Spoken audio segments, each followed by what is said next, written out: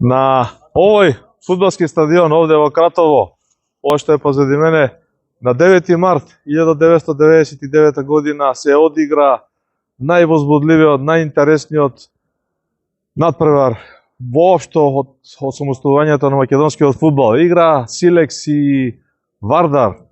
Се заборам, говори си. Добро е. Крајниот резултат беше 4:4, а до 65-17 минута Вардар водеше со 0:4. Таква утакмица у Кратово не е одиграна.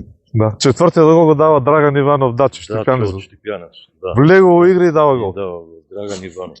Куриозитете на тренерските клупи седеа Ѓоко Хаџиевски, тренер на Силекс, едно славно фудбалско тренерско име. На спортивната страна на Вардаровата тренерска клупа Кочо Димитровски, легендата на Вардар со 845 одиграни надпревари. Фантастично, од 8 март 1990 година на страниците на дневниот спортски вестник Скок 8 на насловот Англиски фудбал во Кратово.